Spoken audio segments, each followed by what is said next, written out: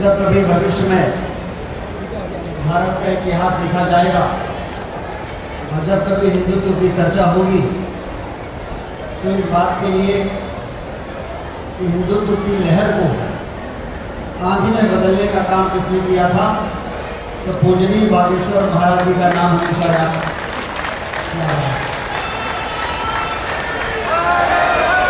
आदि शंकराचार्य जी ने देश को एकता के सूत्र में बांधने के लिए यदि 4 मठों की स्थापना नहीं की होती तो शायद मुगलों के इतने लंबे समय के शासन और अंग्रेजों के इतने लंबे शासन के बाद हिंदुत्व को बचा पाना संभव नहीं हो सकता था।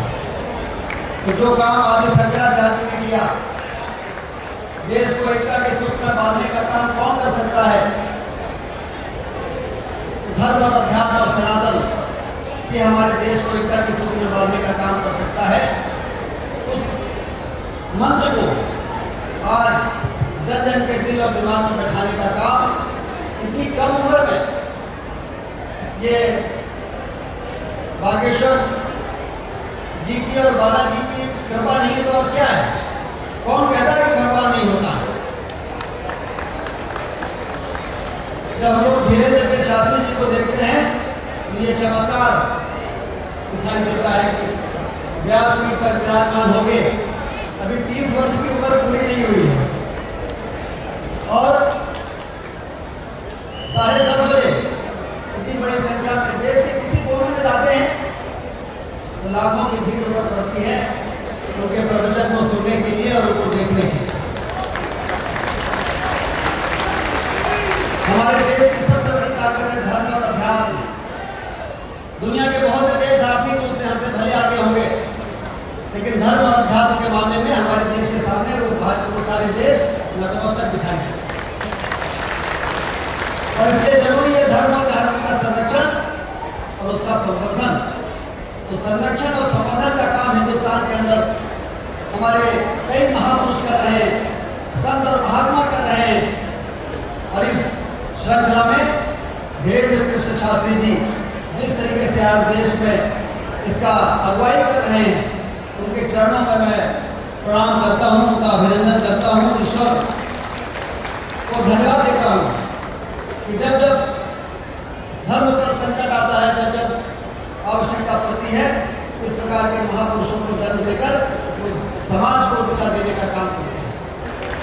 तो इसलिए ये वरदान के रूप में जो हमको प्राप्त हुए हैं वो हम सब उनकी बातों को सुने, सुन के एक कान से दूसरे कान निकालना नहीं है। श्रोता 3 प्रकार के होते हैं। पहले श्रोता होते हैं तो भागवत की कथा को, राम की कथा को एक कान से सुन के दूसरे कान से निकाल देते हैं। दूसरे होते हैं श्रोता जो एक कान से सुनते हैं और दिमाग में ले जाते हैं और तर्क और वितर्क शुरू कर देते हैं। लेकिन सबसे श्रेष्ठ श्रोता वो होते हैं जो भगवान कृष्ण की कथा और राम की कथा को इस प्रकार के संत के मुखार बिंदु से सुन के अपने हृदय में लेकर बैठा देता है। और जो हृदय में बैठाता है वही भक्त हो जाता है। और भगवान को यदि कोई प्यारा है तो भक्त प्यारा होता है, जैसा महाराज जी ने कहा है। तो इसलिए भगवान को यदि की कृपा चाहिए तो इनके मुखार बिंदु से सुनी हुई कथा को अपने दिल में बैठाकर और अपने जीवन को कृतार्थ करने का काम हम सब लोग करें। मैं रुद्र प्रताप त्रिपाठी जी को, हमारे ही हिंद की धरती के, मध्य प्रदेश की धरती के ऐसे सपूत हैं जिन्होंने व्यापार के क्षेत्र में आकर मुंबई जैसे इस महानगर में अपना स्थान बनाया और स्थान बना के और वो माया की नगरी में भूल भैया तो भटके नहीं, धर्म और अध्यात्म को मजबूत करने के लिए अपनी भूमिका का निर्वहन कर रहे हैं। अपने गांव में ये हर साल महाराज जी आपको मालूम ही है कथा करते हैं, आपके गुरुदेव जी को वहाँ पर बुलाते हैं और लाखों लोगों को वहाँ पर प्रसाद ग्रहण करवाते हैं। तो मैं सोचता था जब मैं पहली बार इनसे मिला कि रुद्र जी मुंबई में इतना व्यापार कारोबार के बाद भी धर्म के प्रति कितना इनका श्रद्धा है। और अब तो कई बार ऐसा हुआ है और आज हम लोग यदि मुंबई में किसी भागवत कथा में आने का हमको अवसर मिला तो उसका श्रेय भी रुद्र जी को जाता है। दुर्गा जी आपको बहुत बहुत बधाई।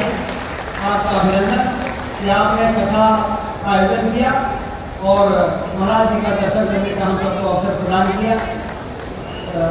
आप फिर से बहुत अभिनंदन और आप सबको बहुत बहुत बधाई कि आप सब कथा श्रवण करके अपने जीवन को प्रदान कर रहे हैं। बोलिए